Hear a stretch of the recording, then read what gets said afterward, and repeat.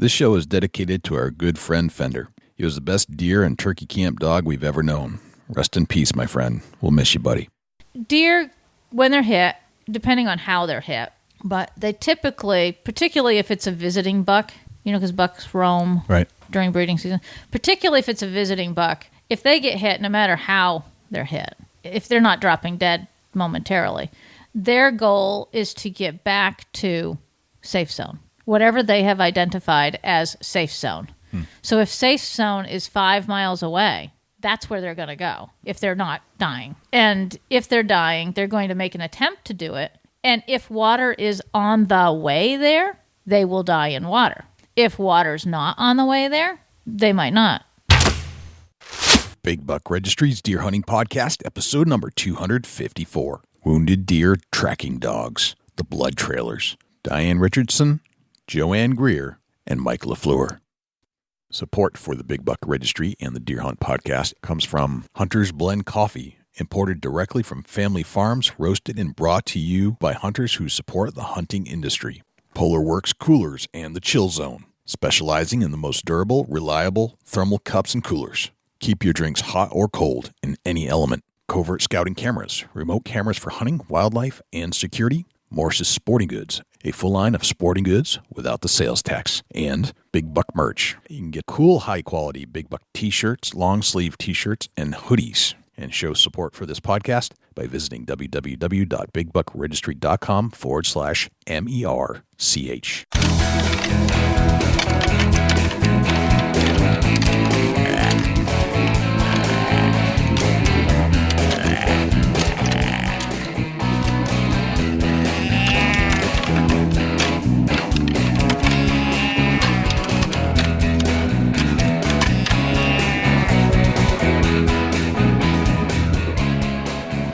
Big Buck Registry is a virtual museum of hunting stories. We preserve a piece of Americana by interviewing and recording hunters about their hunts and experiences from across the country. And who knows, maybe we'll learn a thing or two along the way that'll help us take our hunt to the next level. Hi, this is Barry Wenzel from Brothers of the Bow and Trophy Whitetail Boot Camps. I'm not really sure what a podcast is, but you're about to push play on what is now my favorite podcast, Big Buck Registry's Deer Hunting Podcast. This is Bill Vale from PressureDeerPro.com, and you're listening to the Big Buck Registry's Deer Hunting Podcast. Hello, this is Cuz Strickland with Mossy Oak, and you're about to listen to the podcast that I listen to 16 and a half hours nonstop. The Big Buck Registry is the best out there. Hello, ladies and gentlemen, and fellow predators. My name is Jay, and thank you for tuning in to the Big Buck Registry's Deer Hunting Podcast. For Dusty Phillips and Jim Keller and the entire staff here at the Big Buck Registry, welcome to this week's show. There are a couple things I'd like you to do for us if you could. If you would, please check us out on iTunes, subscribe, and leave us a review. With your help, we're going to try and push this show up the iTunes charts. I know we have a lot of listeners out there, and I need you to take some action. I need you to leave a review and subscribe to the show. If you do subscribe, that'll give you access and notification each and every week that a new show is released. You can also access this show in its entirety on YouTube, Stitcher, TuneIn Radio, iHeartRadio, Spotify, Google Play, and as an Amazon Alexa skill. Go to Alexa and say, Alexa, enable Big Buck Registry. It's all right there for you to access on demand at your fingertips. Regarding the harness program, we have an ample supply of harnesses to give away from our volunteer donors. If you're in need of a full-body harness, please send an email to j@bigbuckregistry.com. Sometimes those kill shots don't go as planned, or sometimes, despite a double lung shot, the deer finds its way into terrain or structure that make the wounded deer track undetectable to the hunter. A trained deer tracking dog can be an immeasurable asset to a hunter in situations just like this, and it's the right thing to do out of respect for the animal. But how does it work? What should we expect when we call in the dogs? We invited a panel of volunteer leashed dog trackers into the studio to discuss many of the issues surrounding tracking a wounded deer with a trained dog.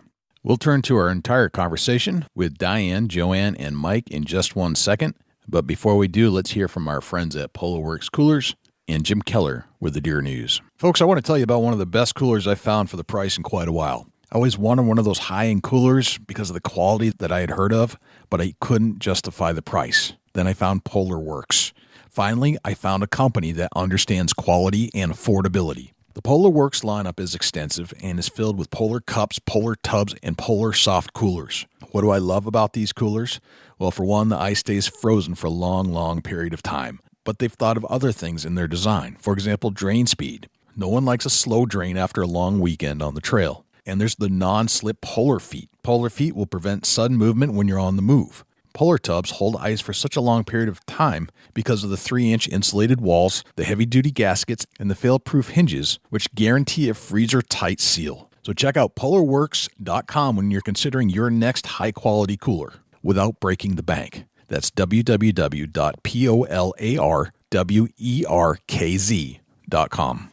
For the Big Buck Registry, this is Jim Keller with the Deer News. Our first story this week: deer hunt possible in Saddle River, New Jersey. This story is from the NewJersey.com website and was reported by Sarah Nolan. A controversial hunt to reduce the number of deer in Saddle River, New Jersey will be considered by the Borough Council on Monday after a non-lethal plan to capture and spay the animals was rejected by the state last month. The denial leaves the borough with no other option than a lethal call, Mayor Al Kerpis said Friday. The proposed resolution to immediately establish and implement a call program is the council's latest attempt in a years-long saga to limit a population explosion that officials say is putting the health and welfare of residents at risk. Heightened incidents of Lyme disease, deer vehicle collisions, and the possibility that deer are attracting dangerous predators like coyotes are concerns of town officials and some residents. The destruction to the local environment is also worrisome, they say. The State Division of Fish and Wildlife rejected the non-lethal plan based on the low likelihood of success and the inability to bring relief to the residents. Councilman Ron Yates, liaison to the Borough Environmental Commission, said the council now has no alternative other than a hunt. Borough Administrator Jerry Giamas said that if passed, the resolution will allow the administration to begin developing a program. Whether that involves hunters using guns, bows, and arrows, or a combination will be determined. Yates said the borough would likely invite hunters to come to town on a volunteer basis to hunt only at specific times in controlled setting, from tree stands and large open spaces where deer are baited. Court overturns Florida deer hunting dogs case. This story is from the deeranddeerhunting.com website. The use of hunting dogs will continue in northwest Florida following an appeals court. Florida residents whose property abutted the Blackwater Management Area waged a lengthy legal battle that began in 2016 against this type of hunting, arguing that it infringed on their property and created a nuisance, the Daily Business Review reports. Last week, by a majority vote, the 3-panel First District Court of Appeals overturned a ruling which would have required the Florida Fish and Wildlife Conservation Commission to end the use of deer hunting dogs. This type of hunting allows hunters to use dogs to flush out deer and has been permitted in the Blackwater Management Area for years, according to the Daily Business Review. Property owners included a takings claim in their lawsuit, which contends that hunters used dogs to hunt deer during the brief hunting season, kept them from using and enjoying their property. The Blackwater Management Area is located in Okaloosa and Santa Rosa counties and is a patchwork-like composition because of the way the state buys land for conservation and recreational purposes, which adds to the issue. DNA results show mysterious canine is a wolf. This story is from the OutdoorNews.com website. A canine creature shot in Montana a month ago that captured the curiosity of the nation is actually a gray wolf, the Montana Fish, Wildlife, and Parks Department said in a news release Monday, June 18th. DNA from the animal, which was shot legally by a rancher near Denton on May 16th, was tested at the U.S. Fish and Wildlife Service Forensic Laboratory in Ashland, Oregon. The lab compared the animal's DNA with thousands of other DNA samples from wolves, coyotes, and dogs. The conclusion was clear: this animal is a gray wolf from the northern Rocky Mountains. Confusion about the animal might be due to the condition of the animal and the photos, which seem to show short legs and big ears. Inspection of the animal at the Montana Fish, Wildlife, and Parks Wildlife Lab in Bozeman revealed a relatively normal-looking dark brown wolf. The wolf was a non-lactating female, which means she didn't have a litter of pups. It's estimated that the wolf was between 2 and 3 years old. Wolves are fairly common in Montana. According to the 2017 Montana Gray Wolf Program Annual Report, population estimates suggest there are approximately 900 wolves in the state. This marks the 13th consecutive year that Montana has far exceeded wolf recovery goals. Property owners in Montana have broad legal authority to shoot wolves they feel might be a threat to their livestock, as was the case with this wolf near Denton. Coyote attacks teenager in Massachusetts. This story is from the FoxNews.com website and was reported by Zoe Zath. A coyote attacked a teen in the woods of Massachusetts. The incident happened in Swampscott, northeast of Boston, on Saturday night, and paramedics rushed the 17-year-old victim to a hospital, according to the stations. The circumstances surrounding the attack were unclear. The Swampscott Police Department took to Facebook on Saturday evening. This evening, in a wooded area between Burpee Road and the Upper Jackson Field, there was an incident involving a coyote bite, authorities said. Police told WBZ, which didn't report the age of the victim, that the teen's injuries weren't life-threatening. Swampscott police did not immediately respond to a request for comment for Fox News. That concludes this week's edition of the Big Buck Registry's Deer News. Special thanks to Daniel Applebaum for leads on some of the stories. For links to the stories featured this week, please check our show notes at www.bigbuckregistry.com. If you have any ideas for future topics or have any questions about any of these topics, please email me at jim@bigbuckregistry.com. For the Big Buck Registry, this is Jim Keller with the Deer News. Well, thanks to Jim Keller for the Deer News. Without further ado, here is Diane Richardson, Joanne Greer, and Mike Lafleur, the Blood Trailers. Diane, Joanne, and Mike, welcome to the Big Buck Registry's Deer Hunting Podcast. How are you, my friends? Good. Good, thank you. Doing well. Excellent. How are you, Joanne? Good, thank you for having us. Oh, we're psyched. You know, this topic is very interesting to me. I was introduced to the whole concept of dog tracking for downed deer a long time ago, but I attended one of your seminars, and to me, it was the best seminar of the whole day, and I learned more in that and learned more about a subject matter that was more vast than I ever had dreamed. You know, you think that, okay, I'm going to call this person to come help me track my deer with a dog. And I've certainly heard about stories in other states about where, you know, this is the avenue, but there's so much more to it. And there's some extremely colorful stories that come out of it. And we're going to get into that down the road. But it's a phenomenal service. I know you're a group of friends that got together to do this, to track with your animals and help hunters find down game. It's a great service that you're doing. But I wanted to learn more about what you're doing, because what I learned at your seminar I think was exactly right for our show, and that everybody that listens to our show should be aware of how in-depth this program is.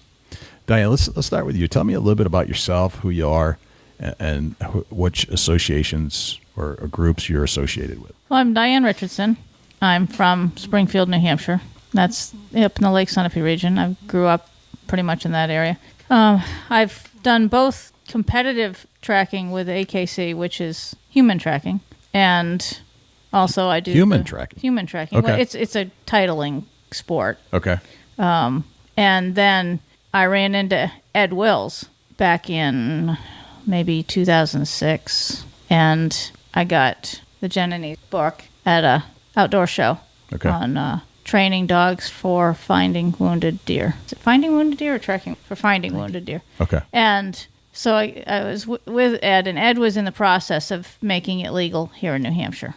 And it's kind of a long process because the public thought that we were just going to take dogs out and chase deer down and pretend we found them. And so there was a lot of public outcry kind of right in like the Hawkeye and stuff. So I met up with Ed and worked with him a little bit behind the scenes, and he really pushed through and got it legal in New Hampshire. And it was legal in New Hampshire in the hunting season of 2008, and I started tracking then. Gotcha. And so I've been tracking 10 years now. Okay. So then Ed eventually moved away and sort of delegated me to be the holder of the statistics. So around that time or shortly before that, I created a Facebook group called New Hampshire Blood Trackers. It's not a formal organization. I just wanted to give all the New Hampshire Fish and Game licensed leash tracking dog handlers a place that they could centralize if they wanted to and contact each other. And so every year I gather the stats together and I release them in detail to all the trackers and in summary to the public to try to further the interest in using the service. Gotcha. Joanne, what about you? How do you fit into the mix? Well, I don't think I was very typical. I don't hunt. I didn't have hunters. I'm a mother of 3, a master gardener, an equestrian who likes to ride in the woods during the fall. So I went to Germany with 2 friends, one of which was German, and we fell in love with these wire-haired dachshunds. And one by one, we each acquired one and started doing rabbit trials and hunting with them. Sort of like it's a game that you play with your dogs and bunnies. And eventually when I heard, I got my dog from Andy Bensing, who was then president of United Blood Trackers Association out of Pennsylvania. And my dog was of pet quality. So they legalized tracking in New Hampshire, and I immediately went and signed up for the Laconia workshop that they were doing and introducing other handlers to this process. And Andy was there, and John, Jan, and I were there, and we had a great time. And it wasn't more than 2 months later that I got my first call, so I just sort of fell into and it was a successful call. We recovered the deer, and it just sort of, I loved it. It was very exciting. That's cool. Mike, how about yourself?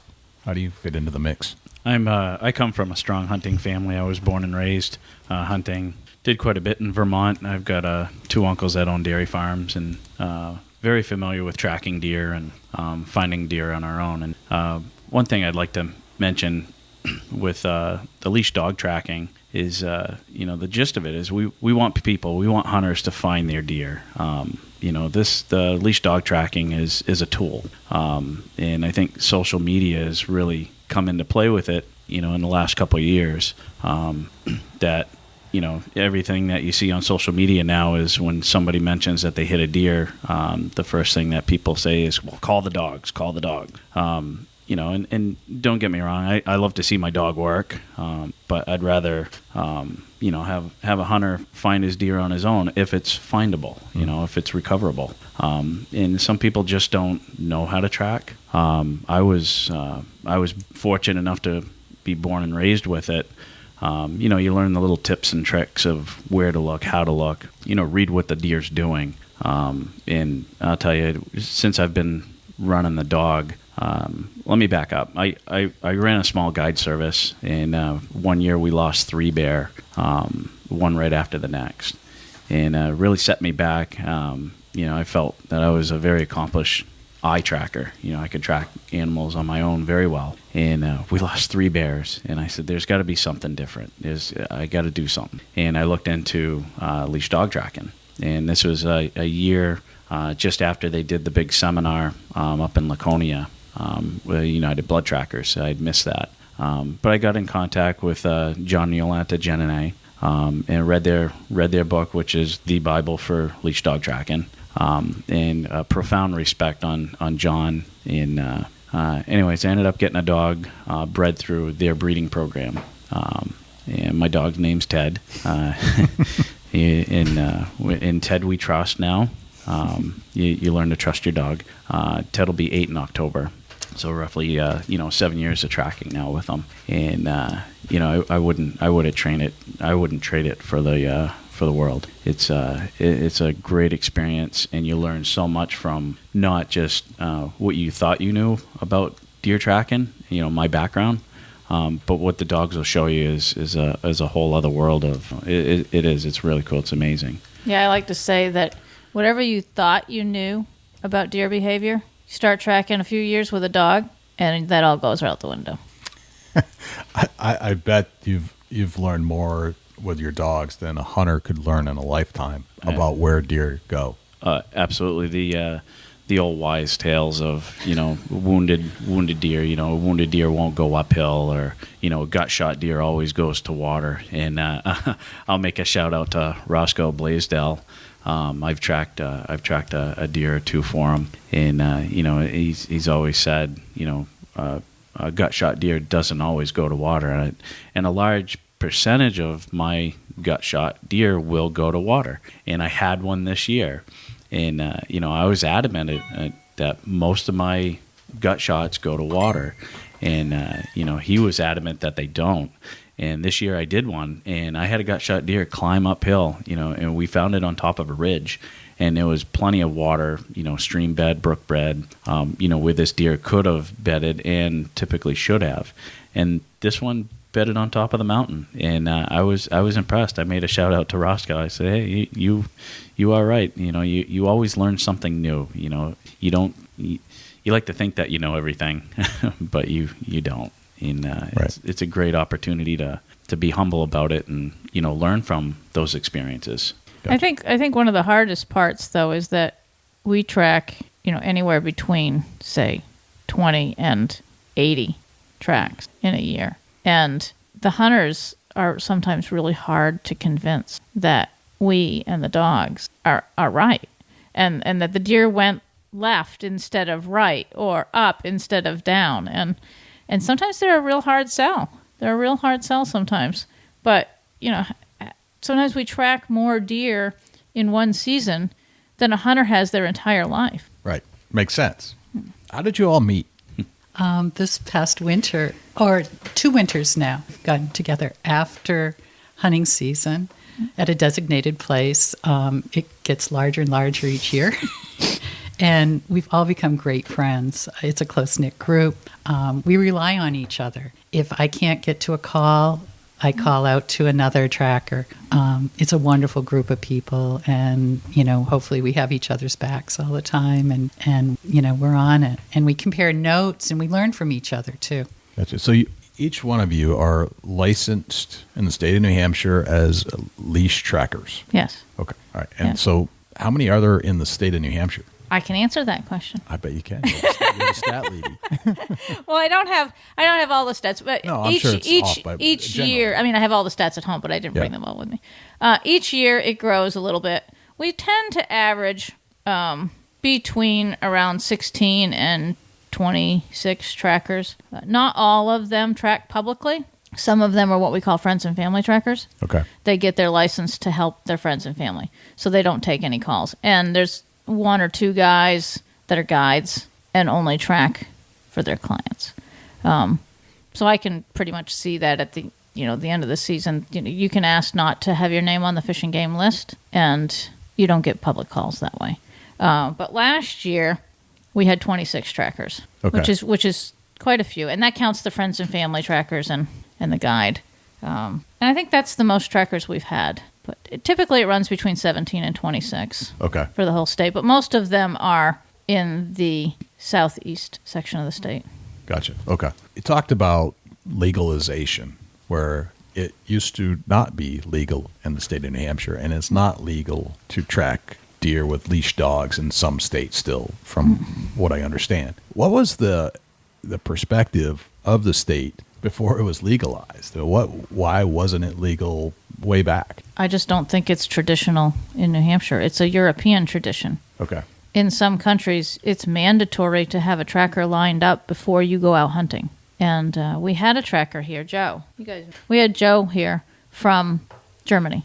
Joe is a licensed tracker in Germany, certified tracker, whatever they call it over there. And he has his dog, which is also a German dog. And he said over there, if you wing a deer and give it, his word was, if you give it a hangnail, they are expected to take a dog out and recover that deer. Now over there, they track with the dog until the dog indicates that they're close to the deer.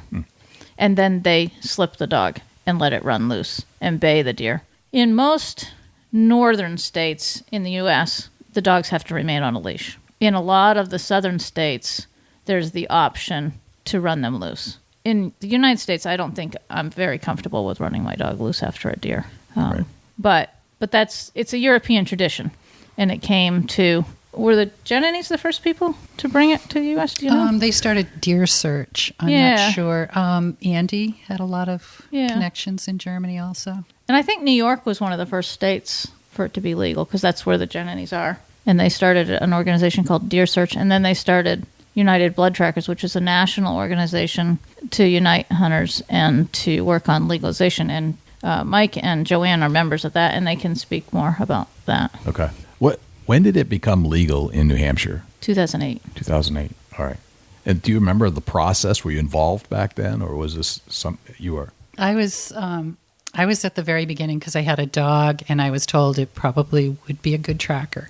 So I went to the first seminar that they gave, and they came down and presented, and Ed Wills was there. I got to meet Ed, who was the proponent of it. Yeah, Ed worked on it for a couple of years. Yeah, but it's really gained momentum, it seems, every year.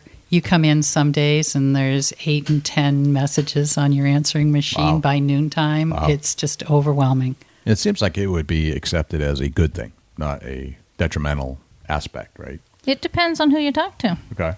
Some of the real diehard, traditional Yankee, New England hunters, it's a real hard sell.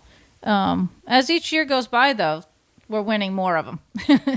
Like, can you get inside their head? Like, what is it that they're holding on to that is so destructive? I'll get off on a little tangent. I'll tell a quick story, okay. And it goes with what we're talking about. I had a father give me a call this past season, and the son hit his first deer, hit a nice buck, and they did their own tracking. This was a long day for them. They were set up in the morning. They shot it first thing in the morning, and they did a heck of a job tracking their own deer. And they told me about what happened. When you get a call and you get a tracking call, you do a phone interview, and right then and there you can with asking questions and getting the answers, you can somewhat tell what type of track it may turn into be. Not always, but you get a good gist of it. And the track that they were telling me about, the hit, to me it was going to be a feel-good track. And getting back to why people are calling this, leash dog tracking is a tool. It's another avenue. So when you exhaust all your other efforts, and this father and son did an awesome job. They went over 1,000 yards. Took them most of the day. But they were finding little droplets of blood, path of least resistance, things that we learn as a hunter growing up, typically the deer wouldn't go here because of, this is so thick over here, or, topography. And they did that. They did a great job. They just lost blood. And with the dog, and this particular gentleman, he wanted to exhaust all his efforts. And they spent most of the day looking for this deer. And when he was telling me about the hit, I wasn't so convinced that we were going to actually recover that deer. That deer, from what I was being told, it was going to die. That was going to be a dead deer, but not a recoverable deer with the dog on the leash. And the wounds, is it going to die? I believe yes. I believe that deer would have died, but not today, not tomorrow. And fast forward, we did recover that deer. There was a set of circumstances that I decided to take the track. We were coming back from my daughter's soccer game, and we had it on the phone on the car, and my wife's looking at me saying, you need to do this track. They seem like really nice people. And I'm like, it's a feel-good track. We're not going to recover this deer. And, but the father put it out there that, he wanted to exhaust every possibility. So we took the track, and it was, I don't know, I think we started at 10 o'clock at night.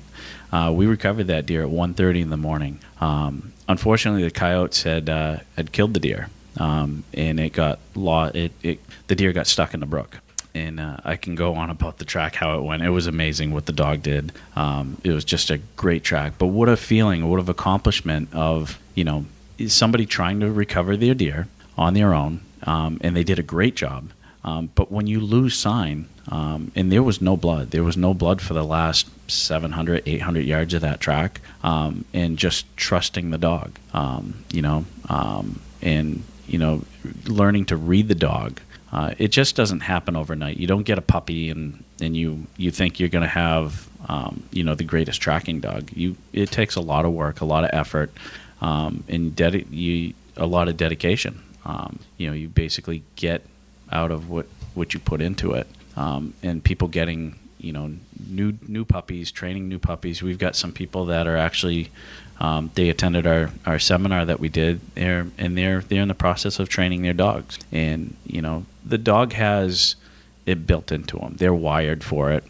Certain breeds, and you can go off of that. You can train them. And it's really, you're not training the dog. You're actually training, the handler. The handler has to learn to work, to make it. You're a team. It's just not the dog going out and tracking. you're supporting the dog, and the dog is supporting you. Yep. That's a key point too. Gotcha. And you build a bond with your dog. And once you have that bond, and once you recognize you have that bond together, it's unbelievable. It's a great feeling, and what an accomplishment you can, and you can tell whether you're going to recover that animal or not. Most of the time within a few minutes, of running that, the dog can tell you, when you have a dog like that.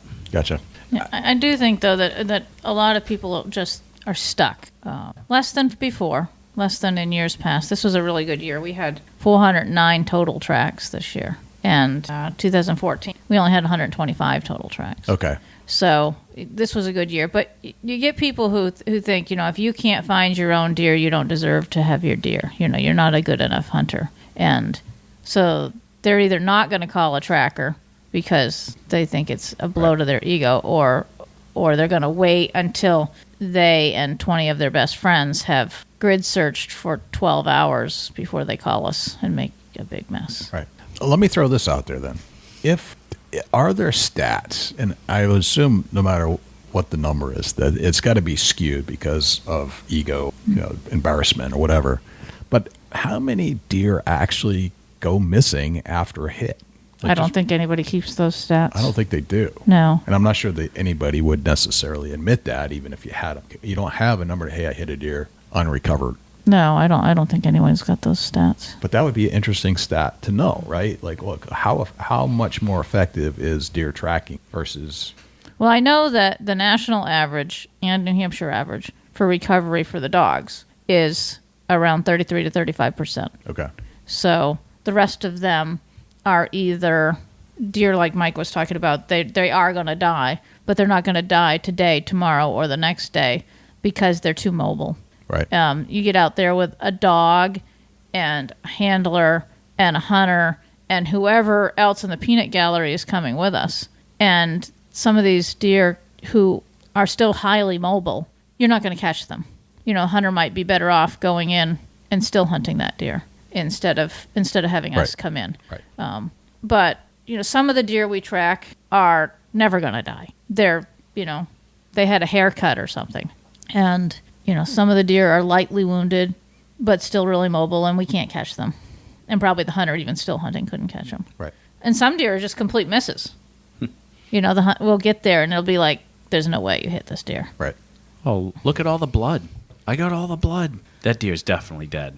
Definitely dead. Look at the blood. We get that a lot. I think the first deer I ever hit with a bow and arrow, there was blood everywhere. And I had some hunters that, it was my first year hunting. I had guys that were 30-year hunters, extremely, hardened deer hunting veterans. Like, they couldn't find it. There was so much blood. You thought that was a dead deer right there. But then it dried up, and it was nothing. If I had a tracking dog, that might have helped. But then again, you might have said it was a bad shot. Yeah, it depends on where you hit it. Some of the places you hit a deer is never going to kill that deer. Right. Never. Like leg wounds. Oh, dear God, leg wounds. They'll leave you an ocean. Yes. An absolute ocean. I did one last year that literally, eighth of an inch of blood anywhere that deer stopped. Right. And then it dried up. And they've got a picture of him on their trail camera.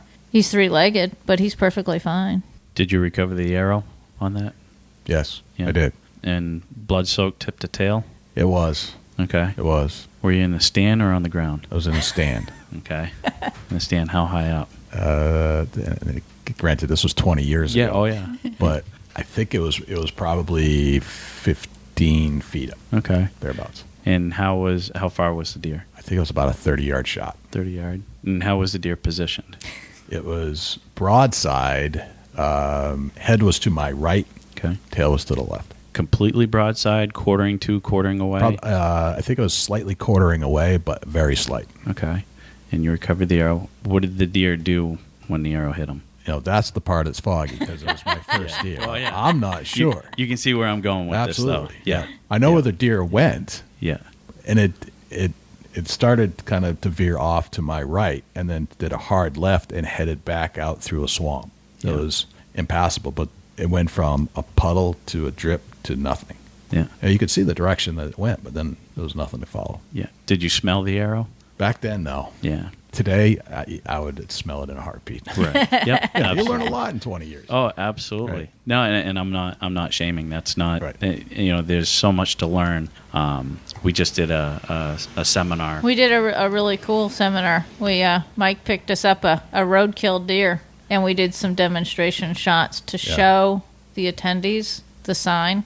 Let's keep going on this subject because this is interesting. Like, when do you decide, once you get the call, whether it's worthy of a track or not worthy of the track, and what step, like you just went through with me, what other things are you questioning that hunter when they make the call to you? I try to take all my tracks. I don't care. Okay. And I really feel for that hunter. I feel that if he's called me and asked me for my help, I'm committed. I try to keep him talking. I ask a lot of questions. Probably the only tracks I don't take, and I found myself breaking that rule, are the high back hits. Mm-hmm. That's where a deer will get hit and drop instantly to the ground, and then the hunter either loses sight of it or has a party.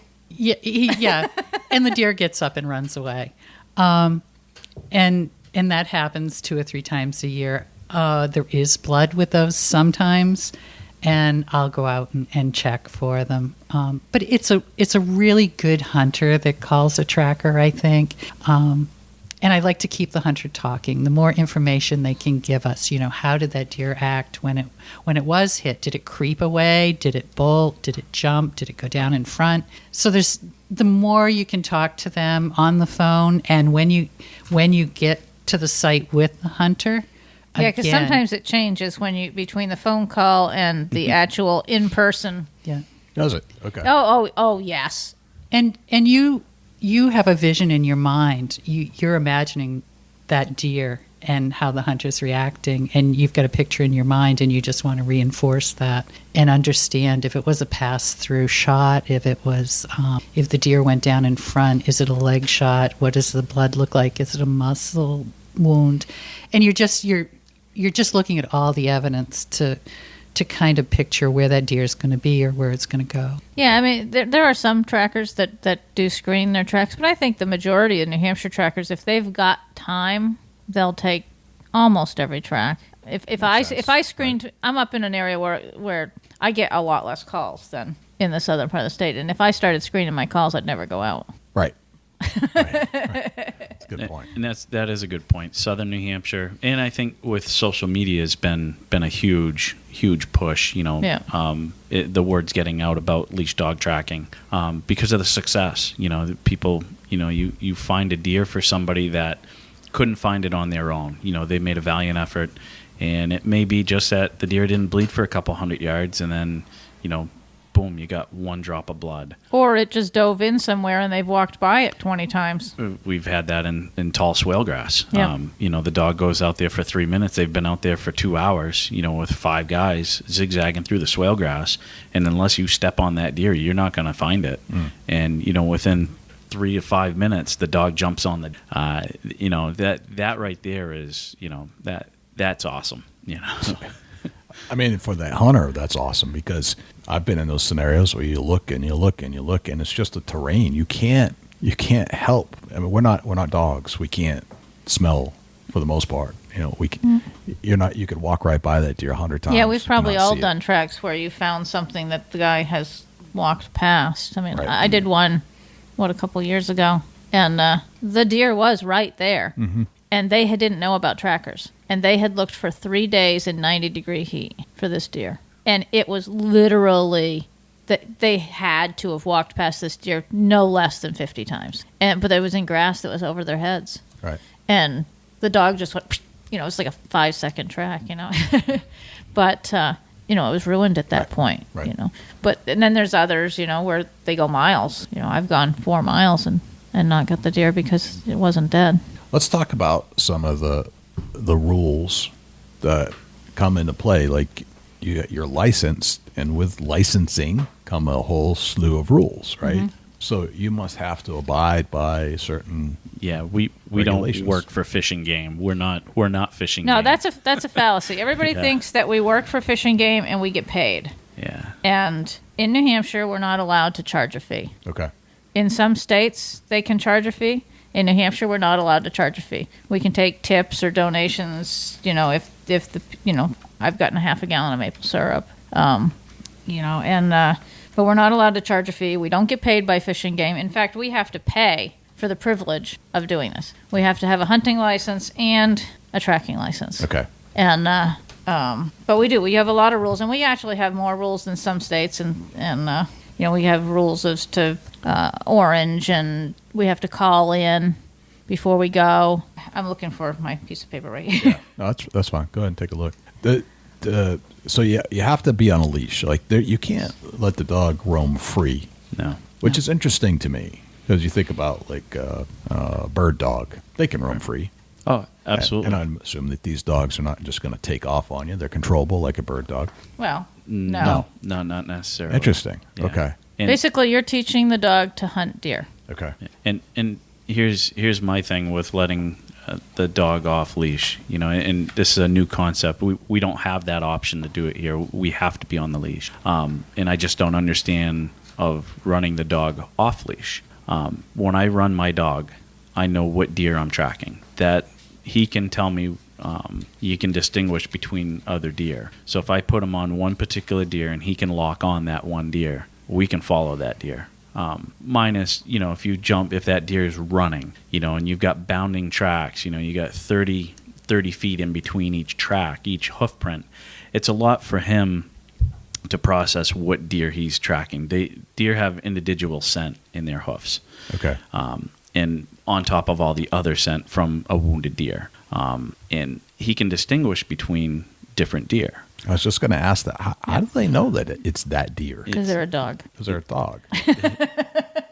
There's a lot of scent receptors and the scent, being given off from that wounded deer. And if you have a dog that's off leash, how do you know that dog isn't chasing a different deer, yeah. That particular deer? I can guarantee you the deer that we're tracking is the deer that we put you on.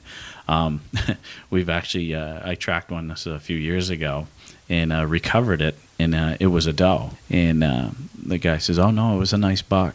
And we had blood right up to that particular deer. And I said, "No." And he said, "No, that's somebody else's deer." Yeah, so it gets interesting sometimes. Yeah, we recovered a spike that was a picket fence 8-pointer. Ah. No. I mean, it seems like the dog tells the truth. They do. A trained dog. Trained dog. A novice dog still has a lot of learning to do. It takes them several years of not just training, but practical experience. They actually need to do the job, not just be trained. There's only so much you can do with shoes with scent and dragging hides and dropping blood and stuff. You actually have to get out there and do the real thing. Yeah. And for the dogs to learn. Right. They learn. And but we do. We have a lot of rules. Some states have different rules and stuff. We can carry a sidearm. Okay. We can dispatch the deer. You can? We can dispatch the deer day or night. We can dispatch the deer. All right. Typically in the daytime, we'll give the hunter the opportunity to. They can dispatch it with the weapon of the season if the season is still open. So like the day after bow season closes, we can track the day after. We can track for 24 hours after a season ends. Okay. But at that point, we have to be the only one to dispatch the deer. Gotcha. The only person on a track that can carry is us and the hunter if it's during daylight hours. We have to wear orange. Dog has to be on a leash. We have to have, like I said, a hunting license and a tracking license. We have to call in before we can go. We have to call in before we go. And, a big one here is we're obligated if we see something hokey to report it. Right. And when you say call in, you call Fish and Game, said I'm going on a track. Yeah. So they understand that there's a track involved. Yeah. So if the police call them and say, what's going on here. After they're open during regular hunting season, they're open 7 to 7 days a week. But in the early part of the season and the end of the season, they're not. So sometimes we have to call the police. So you have to call somebody. To initiate it. Okay. Yeah. All right. How often, when you get on a track and a hunter says, no, the deer went this way, and you say, no, the dog says the deer went that way, how often does that happen? A lot. A lot. And Joanne is just shaking her head. What is it about that? I mean, it seems to me like I'm trusting the dog. Yes, and we've been taught to trust our dog. Right. And that's our resource at that. Right. So, we go with the dog. And I'm just amazed that you have people that actually say that to you, because I know, I mean, yeah, you have some tracking skills, but you're going to tell me that you're better than a dog? Well, people, think about your first hunt. In the excitement of the moment, maybe there was a second deer that you didn't see. Right. I did a track, not last year, but the year before, really thick, dry beech leaves. Very difficult scenting for the dog. That's a very difficult scent. It was hot and very difficult scenting for the dog. So she was having a little bit of trouble. She'd have to actually stick her nose through the leaves and flip them to smell the ground. Yeah. And the guy put us on the start, and he's pointing like at 11 o'clock. And he says, I saw the deer up there. And she was having a kind of a hard time getting started because they had really mucked up the beginning of the track quite a bit. And because the deer had dropped like a rock, laid there for a bit, and he thought it was going to die, so he just stood there watching it. And then it ran away. And he said, I saw it, and he's pointing at 11 o'clock. And I said, okay, well, she's having a hard time down here. Let's go to the last place you saw the deer, since it's within sight, and we can come right back here, So we get up there, and sure, there's deer tracks. And Bella's like, that's not the right deer. This isn't the deer. And the guy's like, I don't know what's wrong with your dog. The deer was here. It went down over this hill. And I said, well, Bella says it's not your deer. Well, it's my deer. I saw my deer. It was right there. So I decided we were going to cast around in a big circle, since she couldn't get anywhere from the beginning. We cast around in gradually bigger circles. And we kind of got down to 1 o'clock from where he had shot the deer. So a distance away. And we found some blood. And there had been 2 deer. Yeah. And he just, sometimes there's 2 deer. Let me, and I totally believe that scenario because I've witnessed it. I shot a deer just this last season, and the deer went downhill into some giant swale grass. Now, I hit it with my muzzle loader. There was virtually no mistaking where the blood trail was, because I had a clear blood trail all the way to the deer, and it wasn't that far away. But as I take the shot, the deer runs into the swale grass, and as I'm sitting there, I see, and the deer's flagged at this point. It's alerted and heading out. The deer disappears. Then 2 seconds later, I see a flag on the other side of the swale grass running through. Like that's where my deer went. So what do? I start following the blood trail, and where I thought it went right because of where that deer was, that blood trail went, or where I thought it went left, that blood trail went right. Yep. Like, son of a gun, there was another deer in here. That can happen to any hunter at any time. I think the hardest ones, and Mike's had a couple of these, and these are the hard ones to trust your dog on too. These are really hard tracks, is when the deer completely swaps directions and goes a direction not the way that it was going, right, and not the way the hunter thought it was going. And it's hard to convince the hunter that the dog is right. And B, that little voice on your shoulder that says, is your dog really right this time? Because, the deer was going straight this way, and all of a sudden the dog is going back the way you came. And I had one last year. The kid shot the deer. Again, it dropped like a rock and then got up. His very first deer. And the deer kept falling down, and it went right, like directly at 3 o'clock, away from the kid. And then there was this big puddle of blood where it had fallen down. And that was the end of their blood. They couldn't find any more blood. And as we're walking up to the shot site, Bella is going crazy, trying to drag me left. So opposite. And it's like, no, we got to go this way. And she did not want to follow the track. She wanted to go left. So I'm forcing the dog to follow the track. And the kid had followed the track himself. And we get out to the end, and there's no deer. And there's no track. And she refuses to go any further. And she says there's no track. And the kid is like, and his friends are just beside themselves because they know the deer went right. They know the deer went 3 o'clock. They know it kept going straight. And so I'm continuing my interview as Joanne was talking about, continuing to get them to talk. And I asked the kid, I said, how were you tracking this deer? Did you look around a lot?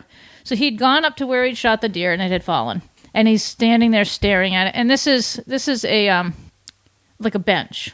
And then it goes uphill pretty steeply, and there's another little bench, and then it goes uphill pretty. And the upper bench gradually comes down and meets the lower bench out near where the deer had fallen down. So he said, he's tracking along with his head down, following because it was pretty obvious blood, and he was tracking along with his head down, and he'd taken a couple pictures of the blood with his phone, and he's tracking along with his head down. And so I said to him, Bella says the deer went the other way. At this point, I'm either going to leave because she won't go any further, or you're going to have to trust the dog. And he trusted the dog, but his friends didn't. And what the deer had done was it had fallen down out there where they found last blood, gotten up, swapped ends, went up that upper bench, right past the kid when he was tracking it with his head down, and went out the other way and continued. And the deer was just a high back hit, so we never caught it. Right. But we did find a couple more spots of blood. But well, that's interesting. I mean, how often have we missed seeing the deer just because we're looking the other way? Yeah, and it's just really hard to convince. Mike had a track last year where the deer went. Didn't you have that one where the deer went a different way and did a backtrack? Yep, we tracked it out, and the deer actually jumped over a log. This was a gut shot. We recovered the arrow. Had good stink on it. Pretty confident that we were going to recover this deer, and the deer ended up going over this log, and I had directional blood going over the log, and then Ted jumped over the log, and he did probably another 15-foot, 20-foot, on path of least resistance, that trail, obvious deer trail. And he turned around, he jumped back over the log and started pulling me back the way we just came from. And of course, me being smarter than the dog, said, no, pick it up. Carried him back over the log and made him, track, pick it up. And he decided to take me for a good walk. And he knew that the deer wasn't out there, but he took me for a walk, and he brought me right back to the log and said, basically, you're going to listen to me, let's go. And, exhausted all other options of, north side of this log. And I said, I'm going to follow. I'm going to trust them. Now I'm going to trust them. Right. And sure enough, we backtracked for maybe 70 yards, and then it veered off, and I had different directional blood going back to where we just came from. Gotcha. The light bulb kicked on, and we got into a wet area in beds, and we found a couple beds. And we found another bed, and we found another bed. And, of course, now my blood pressure's going up. I'm getting, goosebumps because this is going to happen. This is classic, gut shot. Deer's going to bed and, get up, and it's going to head towards water typically. And it was perfect. And we did end up recovering that deer. But it was, a 70-yard backtrack on the same trail. And it's you got to pick up directional blood. Most of the time when I'm tracking, I'm trying to watch the dog. I'm trying to watch Ted. I'm reading him, but I'm also looking for blood, and I want to find that directional blood. What do you mean by directional blood as opposed to blood? So when you have a droplet, if a deer's standing there and you have a drop of blood, typically it'll fall straight down from the deer, off the body, or drip off the hide. When the deer's moving, you're going to have little droplets, these what they call fingers of blood. So you'll have a round droplet and then this little finger of blood, and it may be as thin as a pencil lead, pointing in the direction that the deer was moving. And there's John Jenney has quite a few photos in his in the Bible of that directional blood. Okay. And in something, growing up hunting, I never knew that. Right. And we've got blood. It makes sense. It's almost like there's a whole forensics component to this. That was what we were laughing about at the seminar. We just did a workshop for trackers. So you attended the seminar we did for the general public and hunters. Yep. We did a very intensive 8-hour. It was supposed to be 6, and the people let us go over 2 hours. So an 8-hour workshop, and a big chunk of it was forensics. Yeah. A big chunk of it was forensics. Yeah, because you're telling me things that only you, as the tracker, and your dog and experience could figure out over time. Obviously, doing your research, most hunters I know wouldn't necessarily pick up on that. And where to look for blood, right? Not just on the ground, but you need to, it all starts at the hit site. That's where you really want to concentrate. You take their word for it. When you do a phone interview. You can read that person of, okay, is this a line of bull, or is they really telling us the true story here? So you kind of get that feel of it, and then look at the hit site. And a big part of that seminar, and I did the, I stole that off at Andy Bensing from United Blood Trackers. He gave us his flash drive PowerPoint presentation to use, and it was really good. And Mike got a roadkill deer first actual do some actual shooting of the deer in different places so that we could see the evidence left. Gotcha. After a shot. Gotcha. Yeah. It's amazing the sign that you miss. In growing up hunting, I would have never looked, that far beyond the deer. What do you have for hair? Bone chunks, on a leg hit. You'll have hunters say, I got him in the ribs. Look at the rib bones. And, because he's got chunks of bone that's kind of rounded. And it does kind of sort of look like a rib bone. But I've never seen any rib bone on the ground. It's mainly from leg hits. Yeah, pretty much if somebody presents us with holds their hand out and says, look, I shot him in the rib, I got a rib bone, our hearts sink because leg hits are tough. I mean, it's almost impossible to catch those. So you've been able to identify leg versus rib at this point. Yeah. Yeah, I mean, for a rib bone to blow out of a deer, you would have to be really close and shoot it with something big. Yeah. There's the tendons and it's all muscles that bone isn't gonna cast out like that. Yeah.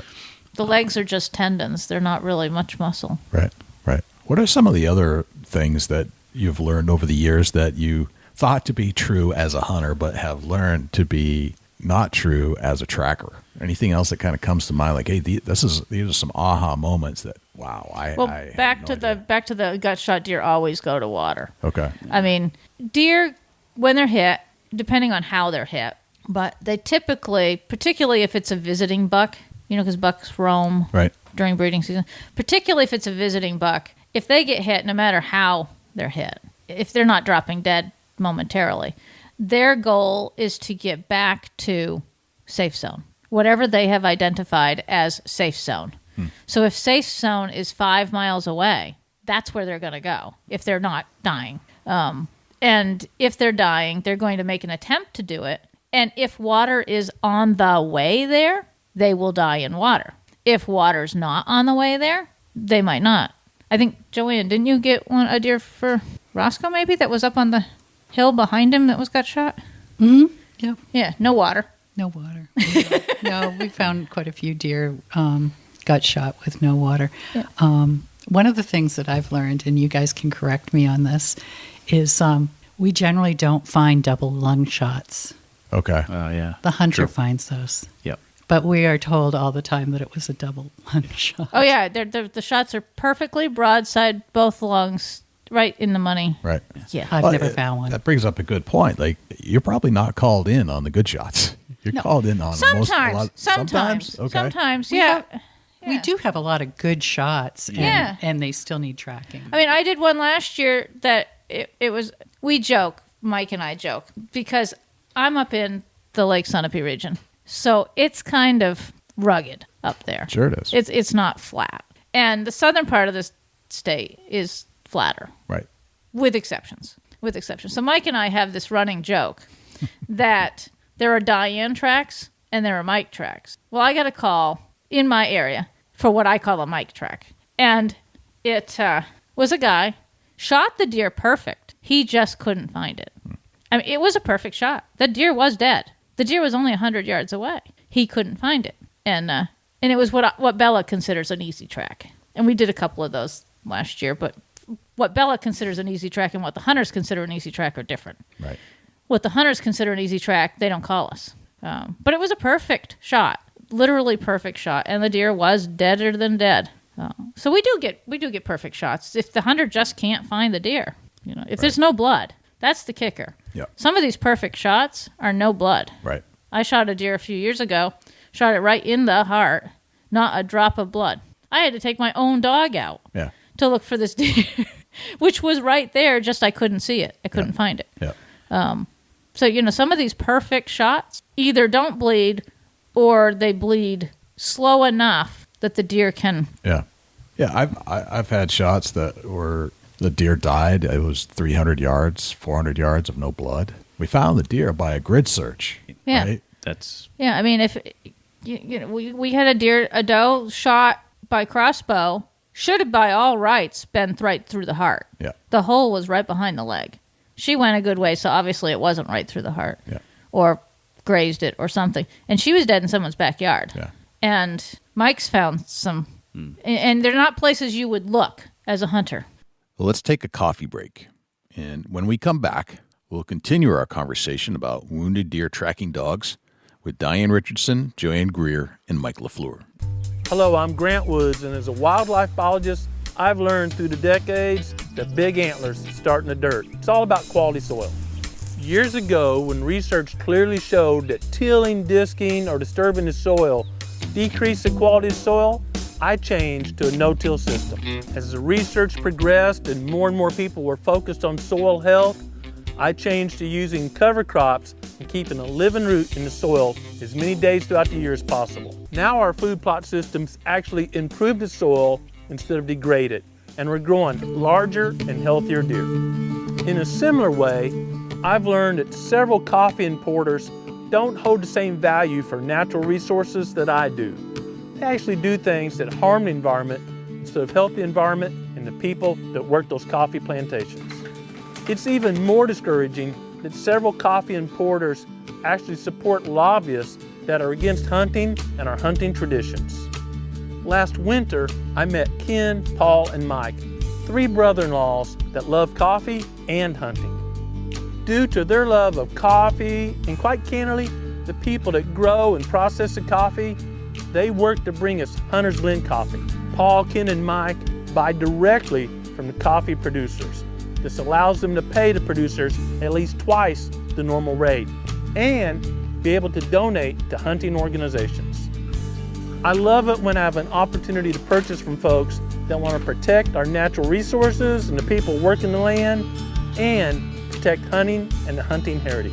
I encourage you to go to huntersblendcoffee.com and order some today, and ask your local sporting goods retailer to stock their coffee. It's more important now than ever for hunters to stick together and support conservation of our natural resources. And now back to our conversation about the wounded deer tracking dogs with Diane, Joanne, and Mike. Would you have that one next to a garage? Oh yeah, that was a great track. They had decent blood, and this is a trust your dog moment. And it's southern New Hampshire, not suburban hunting, but there's houses close by. And last bed disappeared. It's like the deer got up and vanished.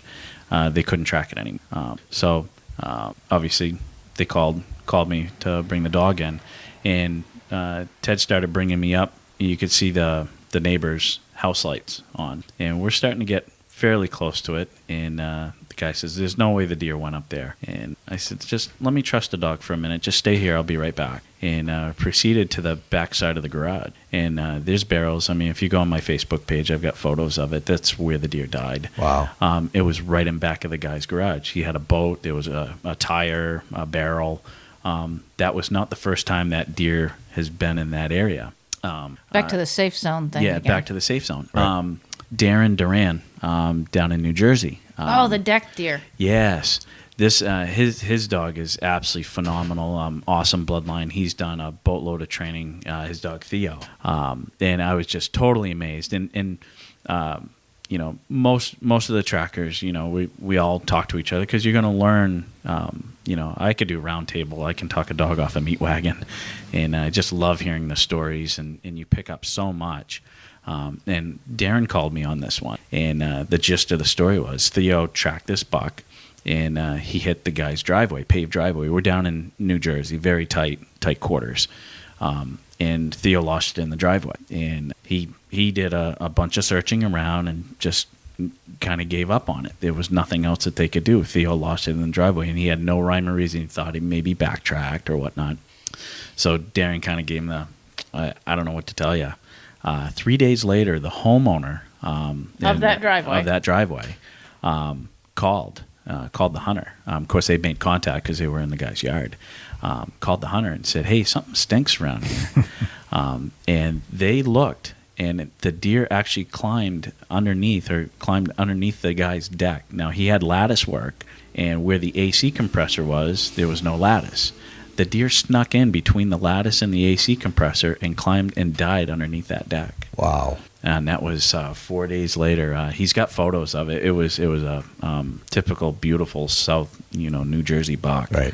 So it was a racked buck. It wasn't just a little fawn. Yeah. Right. And no fault of the dog or the hunter or the tracker. They're not. Just because you put a dog on it doesn't mean that you're going to recover the deer. Yeah, we're not magic. And with so many scent receptors and whatnot, and on tar, to track that individual scent and with no blood. Yeah. And who's to say that deer was there, when they were tracking right. it? It could have went in there later on. Right. After the hunters left. And that's, you get, we talked about stats of how many deer go, that are wounded that are not recovered. There's a handful of tracks, and every year I'll get 5 or 6 of them. And for whatever rhyme reason, everybody has good days, bad days. Same with the dogs. It's not a guarantee if you put the dog on one that you're going to recover the deer. Obviously, the deer has to be dead in order to recover it. But there's there's so many variations. A lot, and when I get up to heaven, I'm gonna go and say, okay, what happened on this track here? Because I really couldn't tell you, what happened. Yeah. This one really has my goat. I want to get back to what you were talking about. You finding that deer that went 400 yards, Yeah. and you found it, but Right. it was by grid searching. Right. So now that you know that leash dog tracking is available, I want to see the hunters recover their own deer. And there is, some training for the hunters too. Try to find your own deer. Obviously you have blood, and, try to track that blood, track the hoof prints, go out a ways, 50, 60 yards. If things aren't working well and you're not, seeing the sign, give a call. Get one of us online and say, listen, this is what I've got going on. Can you come? And with the amount of phone calls that, we get, be blatant honest. I'm on a track right now, do what you got to do. But it's best if you don't push that deer. You don't do that grid searching, because if we can bring a dog in there, the chances of recovering that deer very fast versus grid searching is a lot higher than, when you bring in a pile of people. Not that it's not possible, but it's so much harder after you bring a pile of people in there for that dog to decipher, okay, the blood. So the dog's going to pick up the blood scent. That's the blood strongest. And the hair and the... It's the strongest scent. Okay. He's going to follow the blood. So if you have a bloodline, a real strong bloodline that, you should be able to recover that deer because there is so much blood. But the dog's going to pick up that scent first. So somebody that's tracking, in your tracking party, your friends get some blood on their shoes, and now they start walking around. Well, the dog's going to try to follow that fresh scent. That blood scent is going to be the strongest. Well, this is where the deer went. Not necessarily. It's blood on your shoes that the dog's following. And he's not putting, 2 and 2 together because this scent is really fresh. This has got to be the deer. Yeah. And then you bring back to last blood, and you may go out that cast. You may go where that hunter or the searcher worked, and come back to last blood. And it takes a lot. And then finally it'll click. The dog. But that's very exhausting for the dogs. It's like running a marathon Yeah, for the dog. yeah. I mean, I've spent 2 hours with Bella trying to figure out the grid search pattern or the circle search or whatever you want to call it. Right. And my previous tracking dog, her very first track, we did clover leaves for a couple hours because the deer had bled heavy to begin with, and everybody stomped through it, all 3 of them. And then all 3 of them searched in different directions from the last blood. Right.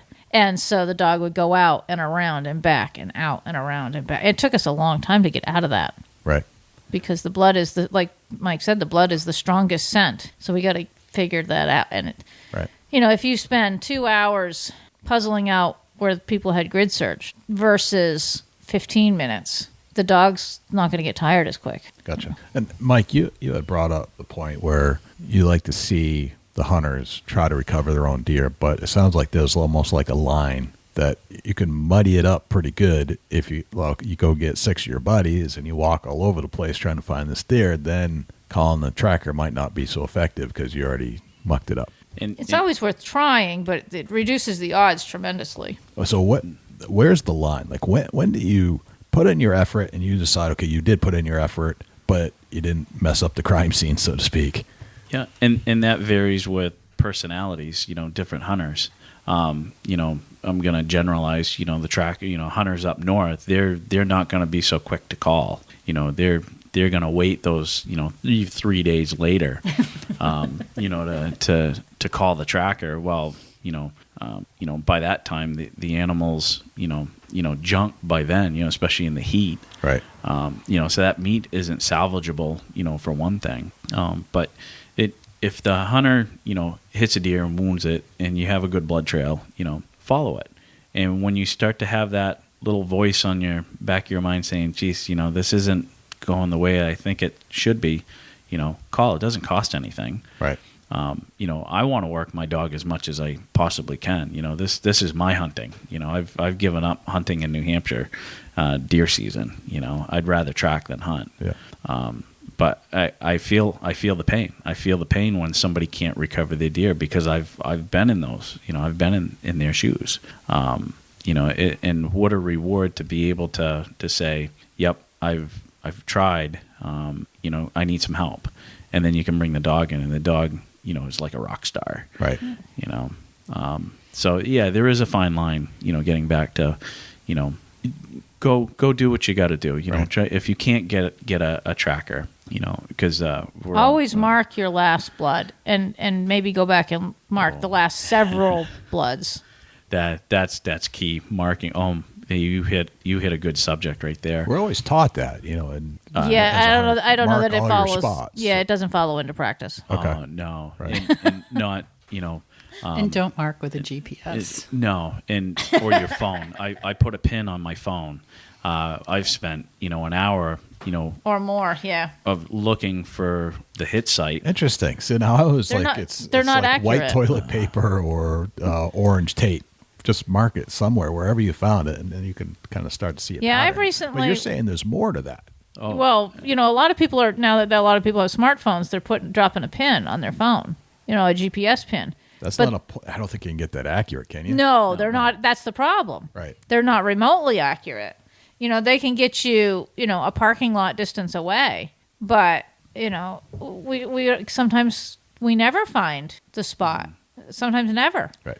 Because it's not accurate. Yeah, like you said, toilet paper or, some sort of tape or the last several spots. So I've been on tracks where, can you get me to, where you hit the deer? Yep, no problem.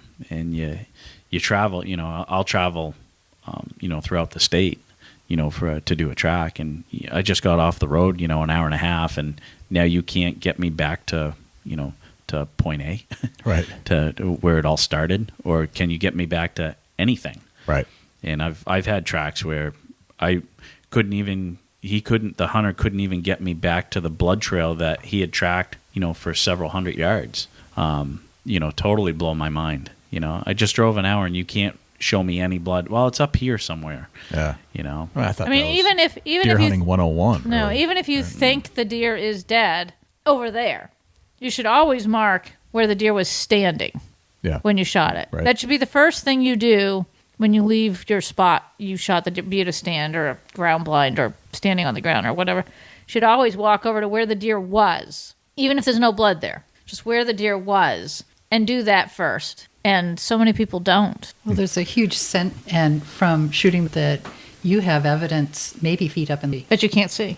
Yeah. You have spatter everywhere, and it is a very good 15 feet in the tree. If it's a gunshot, Mike had on our roadkill. Mike brought this big, huge monster sheet of black plastic. Yeah, and he hung it up above the deer. It was a hill, wasn't it? Yeah. It was. So it was like up above the deer, a good 10 feet, and then it came down and went under the deer. And there was stuff from the gunshots all the way up to the top of the plastic. No kidding. Fishing game, we had a conservation officer there that was part of Owlbrook Educational Center. Yeah. And that's where we held our workshop. He was so amazed because they had never done anything like that. And I'm not taking credit for doing it. Andy is the one that, invented it or started doing it. And I tell you, what a tool to use to see what actually happens. And you do a leg hit, change the plastic. Now you do a headshot. So some what's the sign that you have from a head or a neck, a high back hit. We sent an arrow through it, to show the deflection. Hunters taking hunter ed that haven't grown up in a hunting family, you learn these things as you go. An arrow's not sticking straight in the ground once it passes through the deer. If it is sticking straight in the ground, at a good angle, chances are you got a gut shot. You didn't hit any bone. You hit something that just let that arrow pass through. But if you hit bone, that arrow will deflect and, go out another part of the deer's body or bear's body. Yeah. Yeah, we track bear, deer, and moose. Gotcha. Those are the three things we do track. All right. Yeah. But as Joanne was saying, if you don't mark where the deer was standing, even if there's no blood there, we're going to miss a huge scent pool that the dog can start in. Gotcha. So that's why, so that the dog can educate itself. Yeah, as to what deer. And I like to start, I think you guys do too, I like to start at the start if possible, because that gets the dog from no scent or general forest scent to this deer. Even if the hunter tracked the deer for a couple hundred yards, it gives us a chance to track over known terrain so the dog can orient to that deer. Right. And then she's on that deer. And there's no doubt in your mind. But if you miss, there's at the hit site there's going to be whatever splatter or debris, as Joanne was mentioning, from the hit. Yeah. There's going to be the foot scent. There's going to be the deer's body scent. There's going to be hair scent. Maybe some urine, some feces, all kinds of different scents. And dogs view items as compilations. A deer to a dog is not a deer. Okay. A deer to a dog is the foot, the eye scent, the antlers been rubbing on hemlock trees, the fur scent, where the deer's been laying, what kind of, bracken or moss or whatever the deer's been laying in, and deer dander and urine and feces. That is what makes deer A smell different than deer B. So dogs view in, stereo, I guess. Right. So their nose views it in stereo. So, like if I'm looking at your kitchen here, I'm going to say I'm in your kitchen. But a dog's nose is going to say, there's stuff in the fridge, there's stuff in the stove, he cooks stuff in the microwave, there's a trash can, it's just a different picture. Right. Gotcha. Is there anything else that you've learned about deer behavior? And I was, going to your seminar where you'd actually tracked. So you're tracking the dogs, right, with a GPS, or you're getting spots. Some of us do. I do it because I do a lot of education stuff. I have the GPS Looking maps. at some of the maps that you've laid out, those deer are going all over the place. It's not a straight line. Not very often. Sometimes you do. Yeah, sometimes you do. I'm sure sometimes that occurs, but it came back down and did a couple circles and went off. But some of that is the dog analyzing the way the scent moves on the terrain, because scent isn't just where you walked. Like I said, I do AKC tracking, and that's people tracking, and they lay out tracks. Yeah. And they make a little map of them, and there's 5 turns and right angles, and they leave objects and stuff. And they're done within a pretty short period of time, and they're done on not flat terrain at the advanced levels, but they're not very old. So the scent is within 10 or 15 feet of where the people walked for the most part. Yeah. But some of our tracks are 8, 12, 24 hours old. And terrain and structure and air come into play, because scent is like water and smoke combined. So it doesn't stay in one spot. So the deer may go relatively straight. The deer may go from where you shot it, diagonally across this hill, across the table, and then down into a swamp. But in the meantime, 12 hours later, the sun has come up, the sun has come down. So you've had thermals going up and thermals going down that hill. And then there's a brook running past where the deer went. Running water pulls scent. And then the swamp itself, the scent goes out across the water, and it gets sucked into all the different vegetation that the deer went through. So some of those maps that you looked at my seminar, the dog is following the scent drift. So the deer may have gone, say, from 6 o'clock to 11 o'clock diagonally up that hill. But the thermals blew the scent up and down the hill in the amount of time that we were gone. And then the wind came along, and maybe it rained. So the scent is going to drift mostly down the hill, and then it's going to pool into any depression or around rocks or logs. There'll be pools of scent where it's drifted. Right. Picture it as smoke and water. Yeah. And so the dog's going to have to follow that because the hoof scent is going to be pretty dissipated by the time you get past 12 and 24 hours.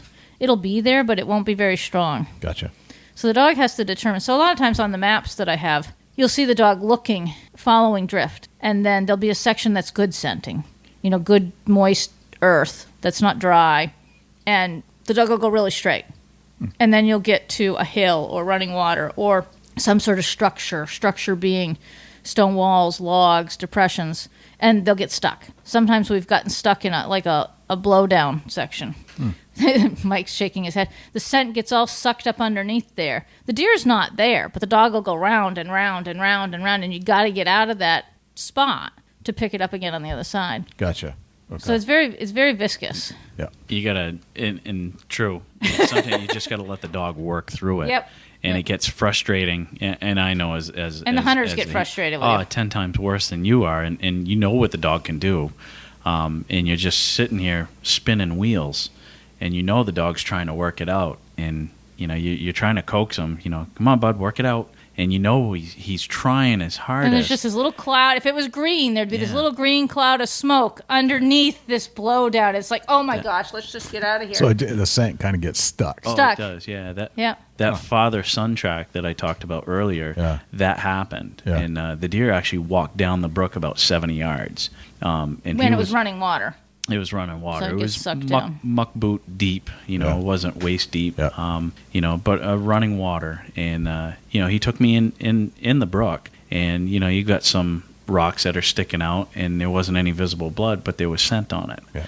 And we got there were 2 crossings where deer crossed this brook, and he'd actually get out of the brook, go up, backtrack up one of those crossings, sniff a little bit, and go, no, wrong deer. And went cross the brook, back to the right-hand side, go up that trail a little bit. Nope, not it. Back down the brook. That was so cool. That is so cool. And when I explain to hunters that, we'll come to a trail crossing, and Bella will go left. No, wrong deer. Go right. No, wrong deer. Go, back. Wrong deer. And then she'll go down this other trail, and she'll go, right deer. And it's just, you have to explain to the hunter, they're checking, 6 deer have gone through here, and she's looking for her deer. Yeah. What is it that you're keying off of for the dog behavior that says...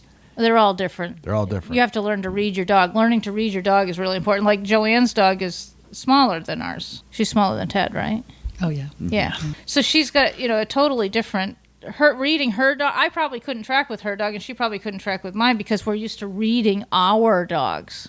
And Bella wasn't my dog. She was my husband's dog, Rob. Rob, yeah. She was Rob's tracking dog. My tracking dog is a Rottweiler, a docked Rottweiler, so no tail. And they track completely differently. And it took me 2 seasons to learn to read Bella very well. But Joanne's dog's littler, and she tracks completely different than my dog does. So. Oh, there's no question, Jenna. Back to the water crossing. Yep. When a deer goes into the water and comes back out, there's a lot of scent pool dripping off that deer.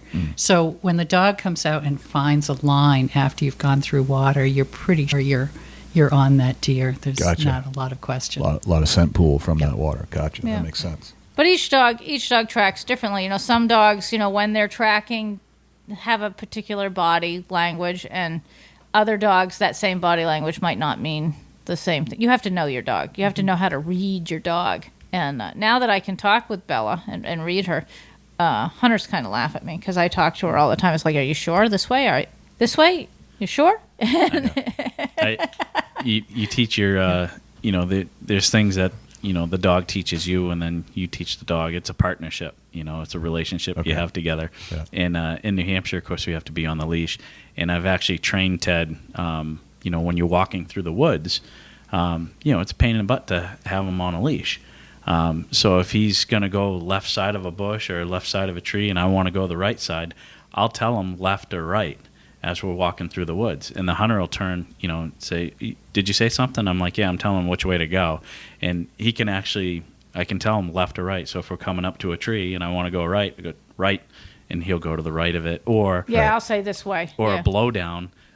He'll always, because he's a dachshund, he wants to go underneath it, and I don't want to let the leash down, pick it up on the other side. I want him to go over, so long as it's not that tall that he can't. Yeah. And I'll tell him over, and he'll jump over the log. So he has commands down. Yeah, he does. Yeah, they have commands. That's pretty cool. Yeah.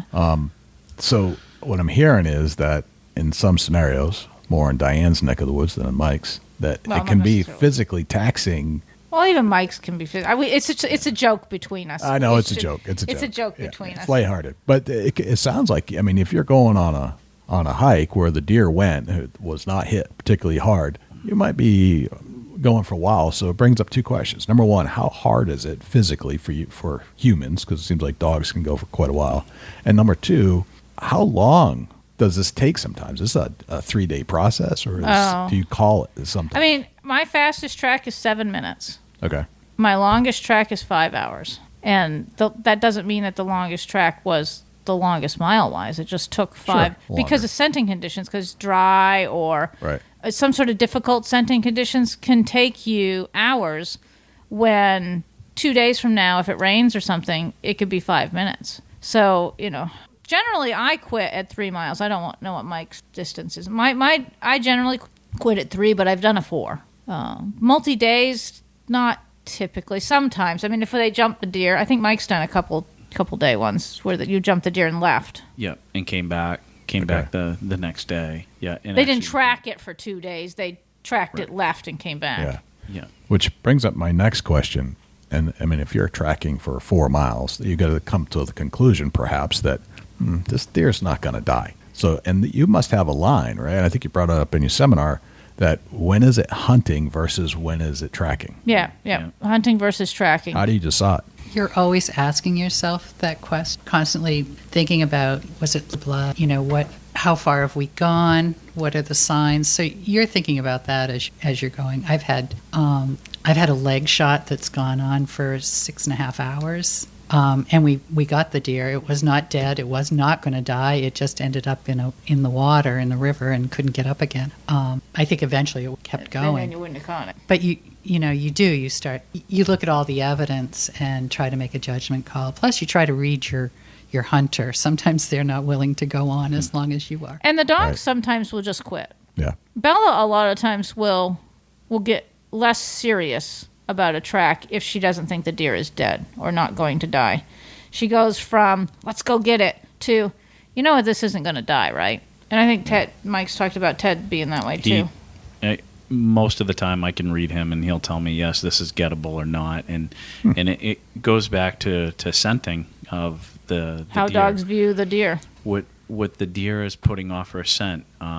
You look in the wild with coyotes and wolves and whatnot, they're not going to attack a healthy animal. They're going to go after the wounded or the weak. So when a hunter wounds a deer, I think that deer gives off a particular scent, that it's wounded. Yeah. That, whether that deer is going to die or not.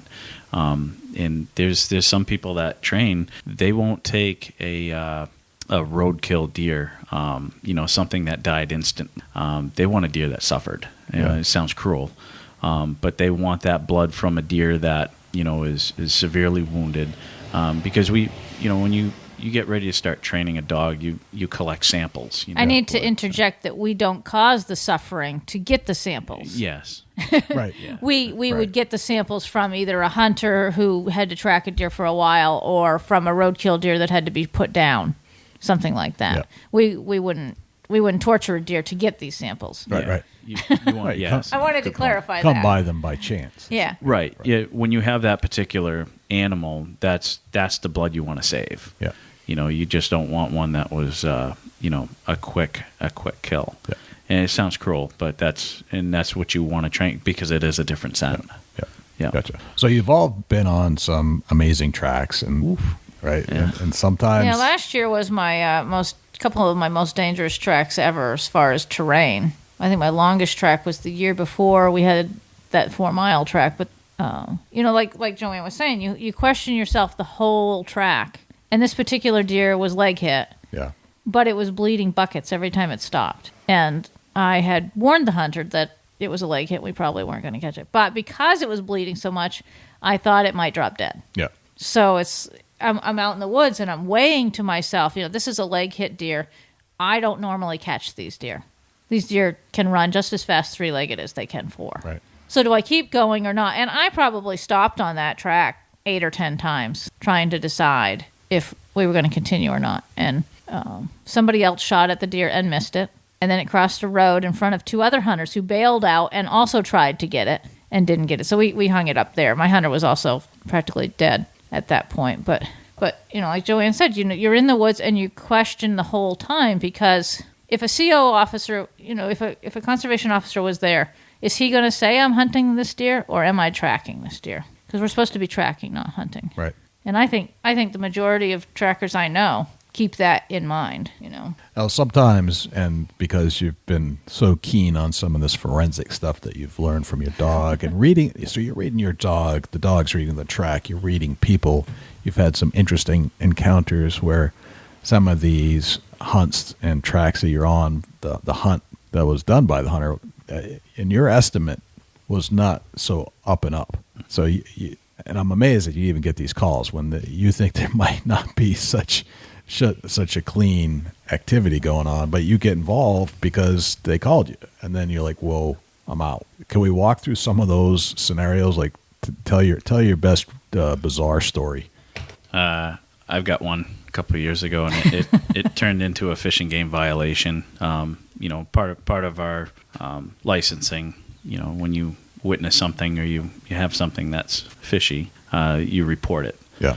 And I took a call, and it was archery, and it was a lot of blood, and I wanted to recover the arrow. I love archery, tracking archery shots, because that arrow is going to tell you the whole story. Yeah. With guns, not so much, but an arrow, if you can recover that arrow. So anyways, I took the call, and I go over to where the hit site is, and the other hunter partner was waving me, I got blood over here. I'm like, well, where was the deer standing? I want to see where the deer was. So I'm trying to find the arrow, and he says, you're not gonna find the arrow. That thing deflected, and it's next town over. And I said, well, humor me for a minute. What color's your arrow? And he says, black. I said, okay. What color's your fletching? Black. I said, all 3 are black? Yeah. Okay. What color is your knock? Black. I said, you're hunting with a black arrow, black fletchings, and a black knock? I said, I've never heard of such a thing. I said, never seen one. Yeah, I've never seen one. Red flag popped right off. And, of course, the other guy's trying to put me over to where the blood is. And we're talking a boatload of blood. And, why they couldn't track this deer on their own was beyond me. And we did end up recovering the deer. And, of course, red flags are going all off. I made a phone call. They said, something doesn't seem right. It turned into a conviction. They actually shot it with a crossbow, and they put an archery tag on. Gotcha.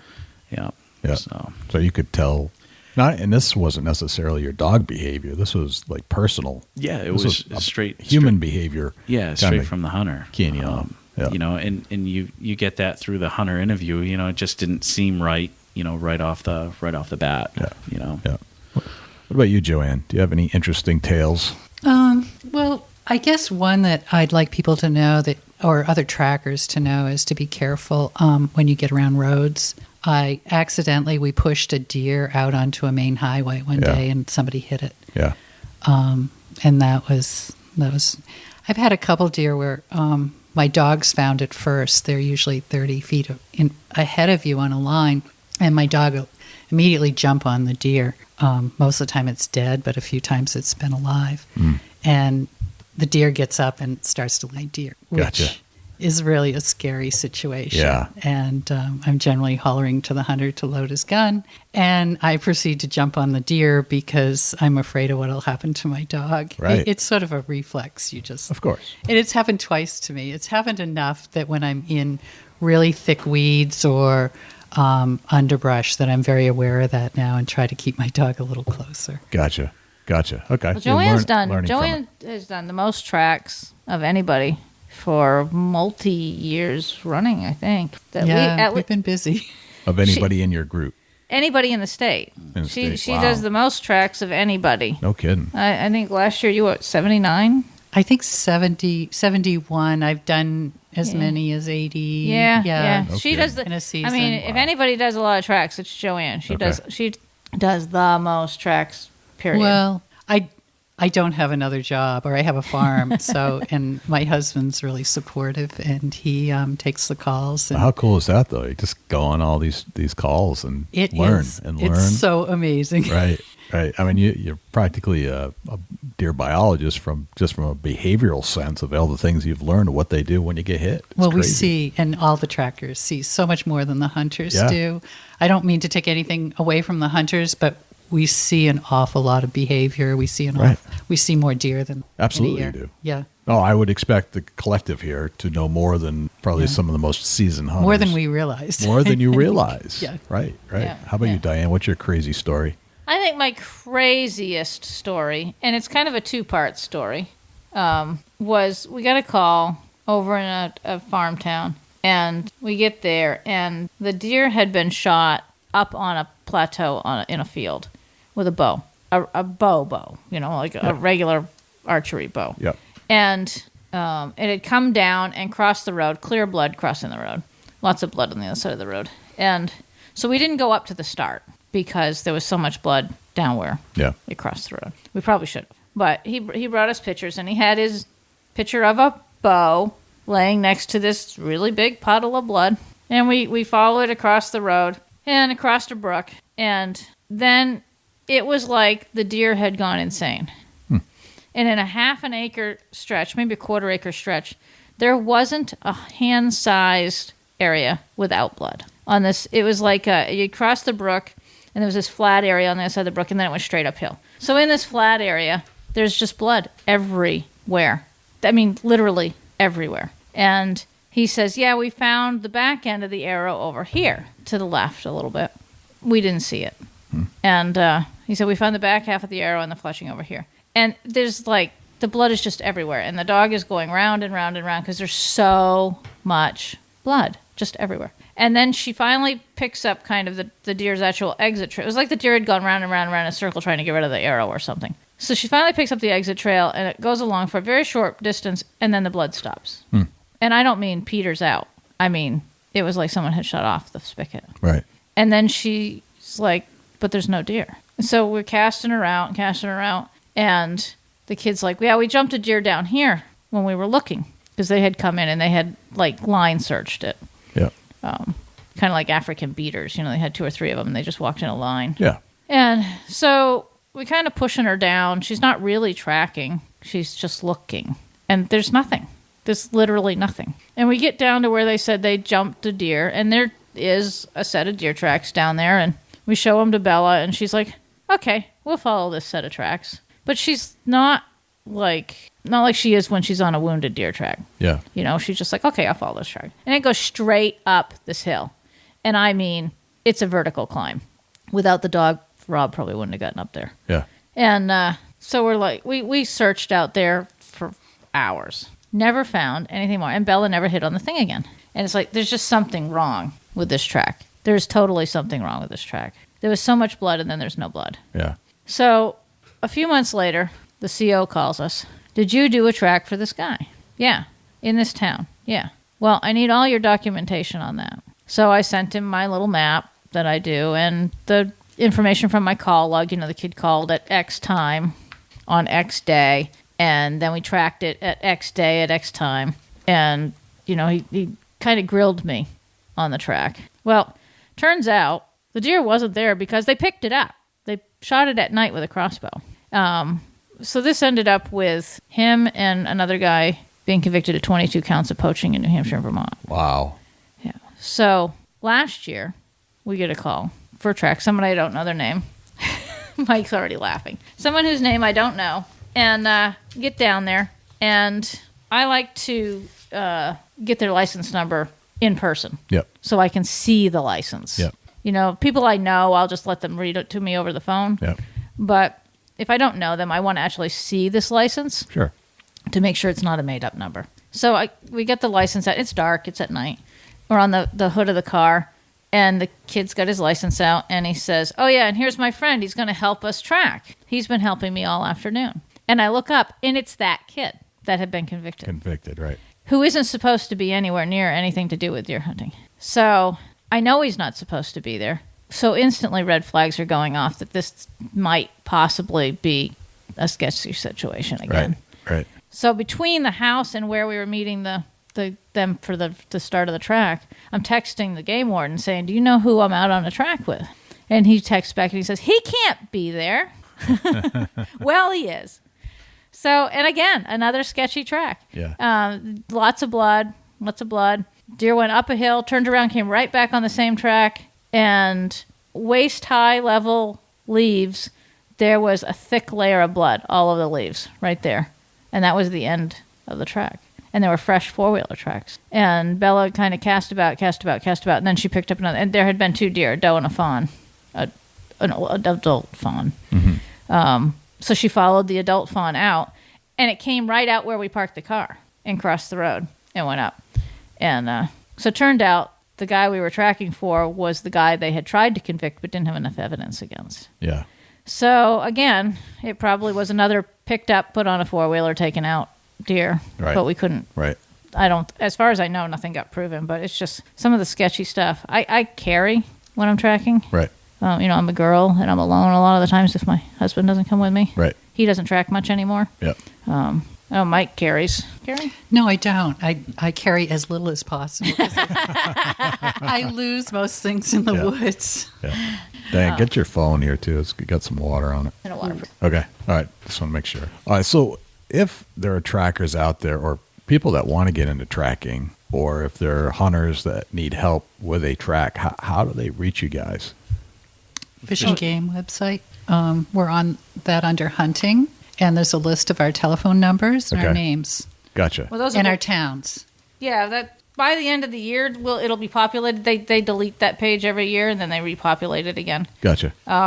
There's on the Fish and Game website is the information on the licensing. Okay. And I try to link people up with trackers that are in the area where they live. Yeah. You know, like if somebody contacted me that was in Joanne's area, I would say, maybe you should talk to Joanne and see if she got time to give you some pointers. Or if someone's down near Mike, I send them that way. Yeah. They can also reach us through the Facebook page, New Hampshire Blood Trackers, and then I'll refer them to whoever's closest to them. Gotcha. Also. Awesome. Anything else you guys can think of that you want to cover? I mean, we've covered a lot and told some great stories, and I learned a ton, and I'm sure there's... Well, Joanne has a story. You do. Joanne has a story that illustrates public sentiment a little bit about hunting, and it's kind of a sad story, but it's kind of about what we have to deal with sometimes when we're tracking in places that aren't like the wilderness tracking places that I typically track. Right. Mike typically tracks in a little more urban areas, and Joanne's tracked in some really urban areas. But Joanne's got this story that's a little sad. So I have this lovely woman and her husband, and it was her first hunt and her first shot at a deer. It was during archery season, and we proceeded to track the deer, and we were getting close to houses in a neighborhood. We came out on the edge. I had blood right on the edge. We'd gone quite a ways, and I could see across a cul-de-sac that there was a swamp. So I figured the deer had gone between these houses through the cul-de-sac and out to the swamp, but we needed to pass, and it was early on a Sunday morning, I believe. So I had the dog, and her husband being a man, I just felt like she should put down her bow and knock on some doors and ask if we could pass. She went around the neighborhood, knocked on doors, and nobody would answer the door, but you could tell people were up, the dogs were barking, and etc. And she goes, but nobody's answering their doors. So she comes back, and I'm like, well, let's just sneak through here to the cul-de-sac. So the three of us go through the cul-de-sac, and we get out there, and we look over, and here's the whole neighborhood gathered around a dead deer on a lawn. Oh. And yeah, it wasn't good. So we approached them and explained that was our deer and we'd been looking for it. And the people were not very nice. And in the end, they made her cry. I mean, it was that sad. And her husband ran around and got the truck as fast as possible. It's one of those unfortunate displays that you hope not to show the general public, but sometimes they get exposed to it. And some people don't like it, and it's unfortunate, but it's just one of the other things that a tracker might run into. Absolutely. Because, if you're tracking in any sort of an urban environment, and even, I track mostly out in boony land. Right. And I still sometimes end up in people's yards. Sure. Well, deer go in people's yards. Yep. I mean, they're there more than you think. Yeah, right? It's not a great feeling to have to track around people's yards. As the tracker, now you're front and center involved in the situation, so... Well, we try to remember that we are ambassadors. Absolutely. And our behavior reflects on everyone. Mm-hmm. Joanne's behavior reflects on mine, and Mike's reflects on mine, and mine reflects on theirs. And, if we don't react properly to our interactions with the public, even when they're, like Joanne was describing, less than ideal situation or, not such a great reaction, we still have to be professional about it because we're the image the public sees. Right. And I touch on this a lot on the show, is that hunters are the ambassadors for your sport. So you better step up and be that good ambassador no matter what. Yeah, and I remember back when Ed Wills was trying to get the tracking legal, there was a huge, letter writing campaign in, like the Concord Monitor and Hawkeye, of all these people that didn't want us to be able to track deer. They weren't hunters. They didn't understand it. And even some hunters didn't want us to do it. Right. So, we won, so to speak. It's been legal now for 10 years. But it's pretty easy to screw that up. Right. Gotcha. So you can find information about all of you or contact information on the Fish and Game website. What about NH Blood Trackers? Is there any place that's the Facebook page. Okay. We have a Facebook page, NH Blood Trackers. Okay. And I got some information on there, and I can refer people to local trackers near them. Okay. Because it's always better to have a mentorship than, it's easier anyway, if possible, or at least get together with somebody once to get some real world experience. I know Joanne's had a couple people, haven't you, ghost you for a while? Yeah, and it's been really a positive experience to teach somebody else and go out with their dog and watch their dog and I that brings and to up encourage an interesting concept. And I mean, I would love to just follow somebody on a track. I don't know if you guys do that, but I mean, I think. Yeah, I mean, for a hunter, even if it wasn't my kill, I would love to find out, like, what do these deer do and how does this work? I am fascinated by what you. I mean, not every track is a recovery. If you think about, the odds are 35%. Well, it's not the recovery I'm so much interested in. It's like, what happens? Following your dog, watching you read your dog, watching how the dog reacts in certain scenarios. How does it, what are its mannerisms? Where is the deer going? Where does the deer bring you? These are all things learning that are about really interesting to me. Learning about the stuff that influences scent is interesting too, because it's not as straightforward as here's the dog, there's the track. It's a TV movie. We're now going to head down track without any side journeys directly to that deer, and there's going to be a parade coming home. It doesn't always work out that way. It very rarely works out that way. I'm just going to throw it out there. If any of you would like me to tag along someday, just give me a call. Well, Mike is pretty close to you. He's in Ware. Yeah. It is actually, it is the best feeling to find a hunter's deer and see how happy they are. It really is, yeah. There's nothing to describe it. But some of our tracks where we don't recover deer can be some of the best tracks ever too. Right. Some of the most exciting tracks are the ones we don't. Yeah. of your dog and what that dog found, the information that they found for you. And anybody who's interested in seeing the maps that you saw, I post them on my Working Class Canine Facebook page, along with my log entries. And I just do it not because I'm attention seeking. I do it for education, because they are good maps for scent. This is what screws up a scent, and this is what a deer that's shot this way can go. Right. And I certainly don't expect anybody else to put a tracking collar on their dog and post the maps. But that makes sense. Yeah. I started a Facebook page. My wife was extremely happy when I started my own, because now typically I'll do a post, on certain tracks. Yeah. And good ones and recoverable ones and even ones that don't recover have a great story to it. Yeah. What's the Facebook page? Mike Lafleur. Okay. Yep. Your just name. My personal Mike Lafleur. Facebook. Yep. Okay. It's for some good reading. There's some, I try to do a little story, on each track and explain a little bit about what happened. Yeah.